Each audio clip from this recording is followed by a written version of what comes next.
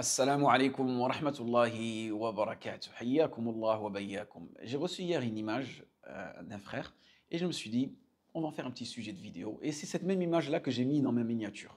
Donc dans cette image-là, vous avez pu voir des joueurs de foot qui apparaissent habillés en forme de sarrasins, de conquérants.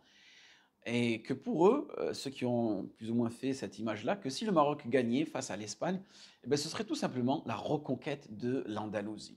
Donc la reconquête de l'Andalousie qui a déjà été effectuée par un grand général, le général des Mourabitoun, donc la dynastie des Mourabitoun. Et j'invite tout Maghrébin à lire l'histoire de la dynastie des Mourabitoun. Et là, quand je vous parle de Mrabat, je ne vous parle pas de l'excellent joueur Soufiane El Mrabat, mais je vous parle plutôt de Youssef ibn Tashfin as-Sanhaji, qui lui aussi est passé par une victoire. La victoire de la fameuse bataille de Zallaqa. Je ne sais pas si vous la connaissez, Zallaqa qui est une région pas loin de la frontière portugaise.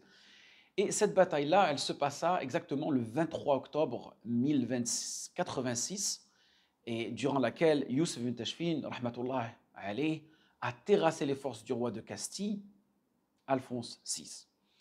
Un peu comme le match d'hier soir où les Marocains ont eux aussi terrassé l'équipe espagnole, on va dire, au tir au but bien sûr, mais là, ce n'était pas sous le commandement de Youssef ibn Tashfin, mais plutôt sous l'égide du général Walid.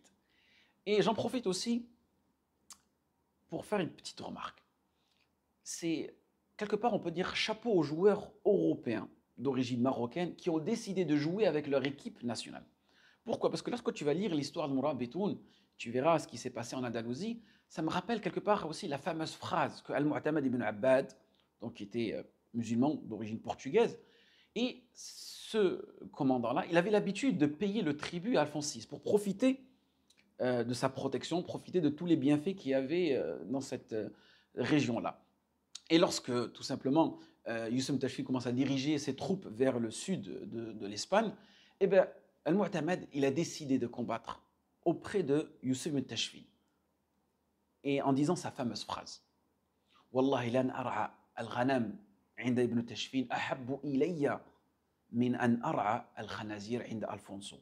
Il m'est préférable de garder des troupeaux de moutons ou de chameaux auprès d'Ibn Tashfin que de garder des troupeaux de cochons auprès d'Alphonse.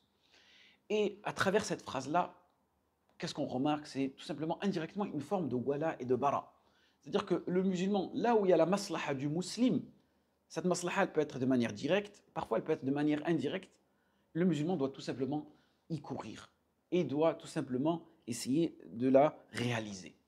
Et aussi, avec ce qui se passe en ce moment, lorsqu'on peut méditer sur cette image que je vous ai mise, ou bien sur la joie, la jubilation des musulmans au Qatar, et pas que dans le Qatar, dans le monde entier, à travers cette victoire marocaine qu'on a pu voir hier, qui est une victoire quelque part pour le continent, pour le peuple, pour l'Afrique, pour les Arabes, et plus précisément pour les musulmans. Ce que j'ai pu ressentir à travers ces émotions-là, parce que n'oubliez pas, il y a plus de 3 milliards de personnes qui regardent ces matchs de foot, j'ai pu ressentir que les musulmans ont quelque part un complexe, ou plutôt, je dirais, un manque de considération. Ils ressentent ce manque de considération, ou plutôt un manque de qui pourrait les représenter, les mettre en avant dans la scène mondiale, dans la scène internationale. Et c'est pour cette raison que on retrouve parfois des musulmans qui ne ratent aucune occasion pour exprimer cela. Car quelque part, le musulman, il est touché par son histoire. L'histoire de qui? De ses ancêtres. Lorsqu'il voit que ses ancêtres, ils étaient à la pointe dans tous les domaines, que ce soit dans les domaines religieux, que ce soit dans les domaines mondains, et qu'il y avait une certaine izza, d'accord? Une certaine izza qui était dégagée, et que le musulman pouvait être fier d'être musulman, d'accord? Et pas comme aujourd'hui où certaines personnes se sentent maintenant mal, on va dire, mal respectées. Et aussi, comme je vous avais expliqué, moi je ne suis pas un fan de foot, d'accord? Et je ne regarde pas les matchs et j'en fais pas la promotion. Qu'on soit bien clair là-dessus. Si je vous en parle aujourd'hui, ce sujet-là, c'est tout simplement parce que euh, c'est que notre communauté aujourd'hui, elle est en manque. Elle est en manque de victoire. Elle est en manque d'héros. Elle est en manque de domination. Notre communauté aujourd'hui, elle en a marre d'être gouvernée. Elle en a marre d'être pointée du doigt. Elle en a marre d'être sous-respectée. D'accord? Et c'est ce qu'on a pu remarquer ces 2 siècles-là. Que la civilisation musulmane, elle est en déclin depuis le 18e, 19e siècle. Et que notre communauté, elle n'est pas mise à sa juste valeur.